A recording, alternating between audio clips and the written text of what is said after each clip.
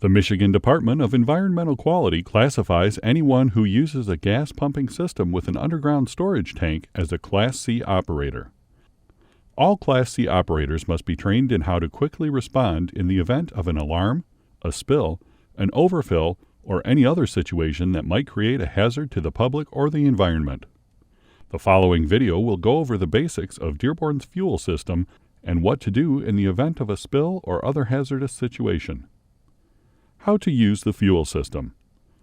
Once you arrive at the pumps and have shut your vehicle off, the next step is to use your fuel key to turn on the pump. You will need to know the vehicle's mileage, so take note when you are exiting the vehicle. With the gas pump off, insert the fuel key. Enter the correct mileage using no leading zeros and no tenth of a mile, then press Enter. When prompted, remove the fuel key. Enter your 8-digit employee identification number, then press Enter. Select the pump number of the pump you are going to use, then press Enter. Make sure you use the correct type of fuel for your vehicle, gas or diesel. Now you may use the pump. 2 things to remember. At any time while you are using the fuel key system, hitting the clear key will clear the operational step in progress. If you are having trouble entering the correct mileage for the vehicle you are fueling, the system will shut down after the 3rd attempt and you will not be able to fuel your vehicle. You will have to take your fuel key to motor transport to have it reprogrammed before you can use it again. If you are using a vehicle that has a general use fuel key, the instructions are slightly different. Insert your fuel key. Remove the fuel key. Enter your 8-digit employee identification number. Press Enter. Select the pump number of the pump you are going to use, then press Enter. Now you may use the pump. Make sure you use the correct type of fuel for your vehicle, gas or diesel. There are a few basic safety tips everyone should remember when they are fueling a vehicle. The 3 things you want to do: obviously shut off your vehicle. That stops the spark plugs from firing an ignition source. No smoking, cigarettes, any lighters, matches, anything like that, another ignition source. And then re-entering your vehicle while it's gassing. It will static electricity will charge you. People have gotten out of their cars, and when they grab the metal nozzle, just one little spark from that from the static charge, the vapors expelling from the gas tank ignite, causing a fire. When you are gassing your vehicle, that's not a tight seal, on that opening of the gas tank. So, if you step back, you can actually see the vapors, expelling. So those vapors, when they're out in the air, if they're concentrated like they are when they're coming out of that, reservoir, the possibility for ignition, is greater. So anything you can do to lessen your chances of igniting that, is obviously, in your best interests.